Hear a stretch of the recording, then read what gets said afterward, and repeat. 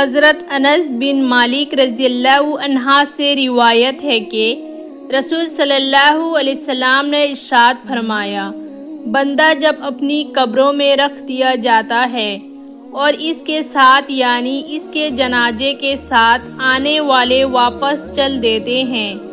اور ابھی وہ اتنے قریب ہوتے ہیں کہ ان کی جوتیوں کی آواز وہ سن رہا ہوتا ہے، اتنے میں اس کے پاس 2 فرشتے آتے ہیں، وہ اس کو بٹھاتے ہیں، پھر اسے پوچھتے ہیں تم اس شخص محمد صلی اللہ علیہ وسلم کے بارے میں کیا کہتے تھے؟ جو مومن ہوتا ہے وہ کہتا ہے کہ میں گواہی دیتا ہوں کہ وہ اللہ تعالیٰ کے بندے اور اس کے رسول ہیں۔ یہ جواب سن کر اس سے کہا جاتا ہے کہ ایمان نہ لانے والے کی وجہ سے دوزخ میں جو تمہاری جگہ ہوتی اس کو دیکھ لو، اب اللہ تعالیٰ نے اس کے بدلے تمہیں جنت میں جگہ دی ہے۔ دوزخ اور جنت کے دونوں مقام اس کے سامنے کر دیے جاتے ہیں، چنانچہ وہ دونوں کو ایک ساتھ دیکھتا ہے، اور جو منافق اور کافر ہوتا تو اس طرح مرنے کے بعد اس سے بھی رسول صلی اللہ علیہ وسلم کے بارے میں پوچھا جاتا ہے کہ اس شخص کے بارے میں تم کیا کہتے تھے؟ وہ منافق اور کافر کہتا ہے کہ میں ان کے بارے میں خود تو کچھ جانتا نہیں، دوسرے لوگوں جو کہا کرتے تھے وہی میں بھی کہتا تھا۔ اس کے اس جواب پر اس کو کہا جاتا ہے کہ تو نے نہ تو خود جانا اور نہ ہی جاننے والوں کی پیروی کی۔ پھر سزا کے طور پر لوہے کے ہتھوڑے سے اس کو مارا جاتا ہے، جس سے وہ اس طرح چیختا ہے کہ انسان و جنات کے علاوہ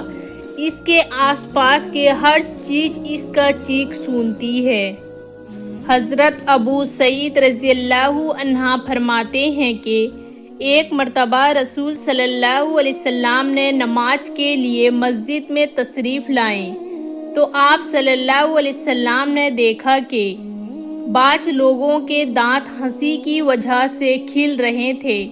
رسول صلی اللہ علیہ وسلم نے ارشاد فرمایا، اگر تم لذتوں کو توڑنے والی چیزیں موت کو کثرت سے یاد کیا کرو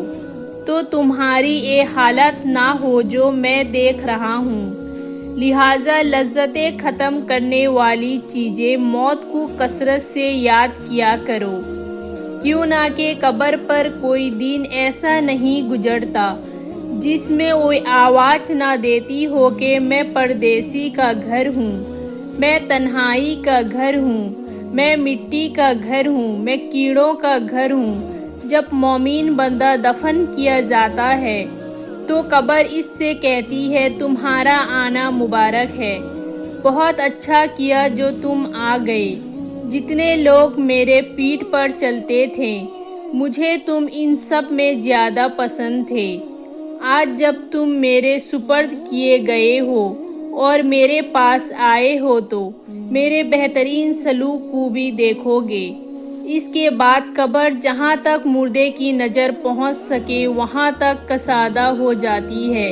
اور اس کے لیے ایک دروازہ جنت کی طرف کھول دیا جاتا ہے، اور جب کوئی گنہگار کافر قبر میں رکھا جاتا ہے تو پھر قبر کہتی ہے تیرا آنا مبارک ہے، بہت برا کیا جو تو آیا، جتنے لوگ میرے پیٹھ پر چلتے تھے ان سب میں تجھی سے مجھے زیادہ نفرت تھی، آج جب تو میرے حوالے ہوا ہے اور میرے پاس آیا ہے تو میرے برے سلوک کو بھی دیکھ لے گا۔ اس کے بعد قبر اسے اس طرح دباتی ہے کہ پسلیاں آپس میں ایک دوسرے میں گھس جاتی ہے۔ رسول صلی اللہ علیہ وسلم نے ایک ہاتھ کی انگلیاں دوسرے ہاتھ میں ڈال کر بتایا کہ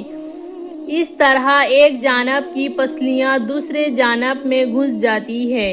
اور اللہ تعالیٰ اس پر 70 اسرادیں اسے مسلط کر دیتے ہیں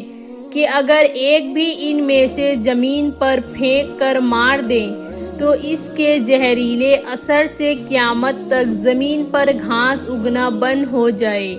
وہ اس کو قیامت تک کاٹتے اور ڈھانستے رہیں گے۔